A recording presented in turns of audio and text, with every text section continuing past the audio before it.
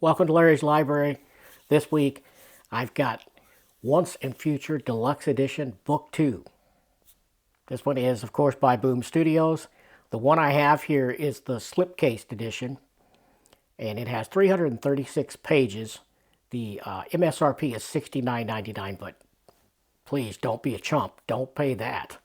Get it from a good retailer, good online retailer, like In Stock Trades, my favorite, where they have it right now for, let's see, $48.99 at the time of shooting, and it's still in stock.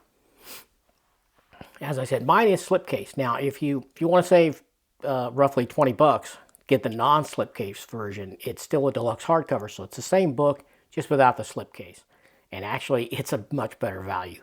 And I should have got that, but my edition of Volume 1, I had as the slipcase, because that's all I could find at the time. So, I don't know. I had it in my head that it had to match, so I got the second volume also slipcase. But if you get the non-slipcase one, it is, let's see, it's $49.99 MSRP. And IST has that one right now in stock at $34.99. So you're going to save, 12, 13 bucks if you get it without the slipcase. As I said, it's 336 pages, so it's a pretty good sized book. Now, just like in the first volume, the writer on this is Kieron Gillen, fan favorite. And fan favorite, fantastic artist, Dan Mora, does the pencils and the inks of every issue. So we got great, consistent artwork here. So this collects Once and Future, the comic book issues 19 through 30. And this concludes the whole thing. So you get an ending here, and you've got the second half collected. So you get if you got these two books, that's it. That's all of them. Now, I'm not going to spend any time here setting up the premise of what's going on, because if you haven't read book 1, what are you doing here? Go watch my review of book 1, or read and get caught up yourself, one way or the other, before you watch this review. Probably be best. And I will link my review of book 1 up for you. So what have we got here? We've got more adventures in the other world, which has now taken over all of England. All of England is now, and has been for some time, taken over by Arthurian legendary characters and other characters from various myths and stories, and it is a mess. There is chaos going on every which way. Fairies, dragons, and all kinds of beasts have just taken over the streets, and the whole area is it's a mess. Our heroes decide to move the residents of the rest home to Grail Castle. They figure they'll be a little safer there. So they get all of the people together and get them in a bus, and they take them to Grail Castle. But our heroes do have to venture back out of Grail Castle to go to Bath, where Rose's parents are, because they got to rescue them. Rose doesn't want to leave them in Bath. Well, we find out that Bath is being wrecked by this Gorgon creature. So this Gorgon is walking around, and you know what happens when a Gorgon sees your eyes, your eyes meet, you turn to stone. So there are statues of people frozen in place all over the place in Bath. But Rose does find her parents, and I'm not going to give away too much here. I'm not going to give away a lot of plot points, because if you're in for this, you're in for this. You know, if you already have book 1 and you loved it, as I did, you're going to want to read this for sure. And I'm not going to go on about the plot here and ruin things for you.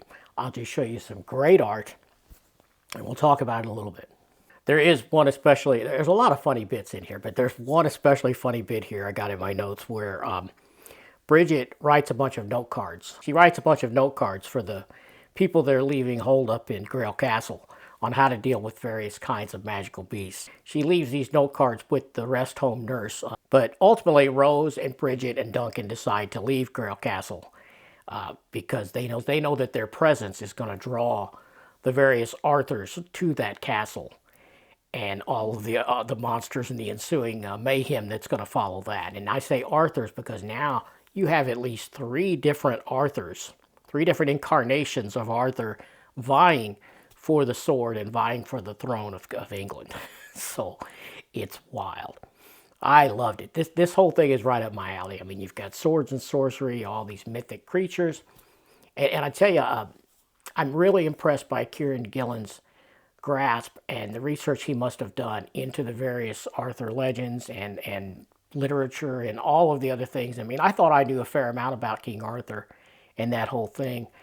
And I'm a lightweight compared to Kieron Gillen, for sure. I haven't read all of the various incarnations, as I'm sure he has, to weave this all together as masterfully as he did. Yeah, this is a great one. Lots of great extra material at the back of this one. You've got a really cool cover gallery. Man, some of those covers are fantastic. You're going to love that.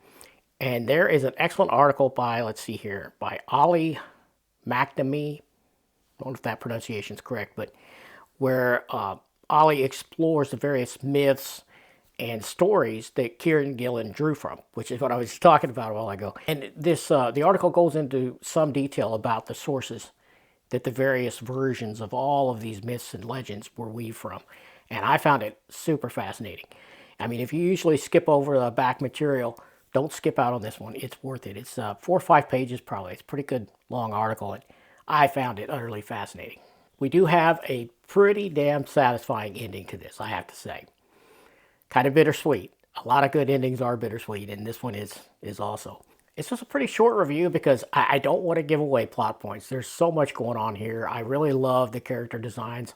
I love how Lancelot of the Lake is literally a creature, a god of, almost a demigod, I guess you'd say, of water. His whole body's made of water. His weapons are water.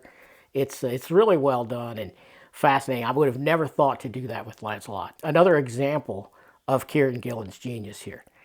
Yeah, it's really, really well done, and I loved every minute of it. Kind of sad to see it end. And I give this whole thing a 9 out of 10. It's nearly perfect, I have to say.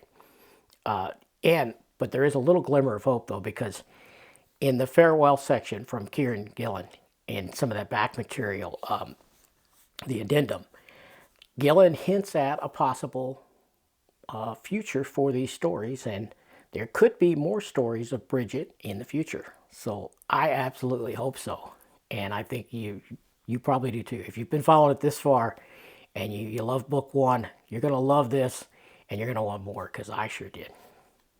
But I hope you like taking a quick look at this. It's kind of rushed, but I'm afraid I'll give stuff away, so I don't want to drone on too much with this one. But yeah, if you like the first one, you're going to love this, as I did.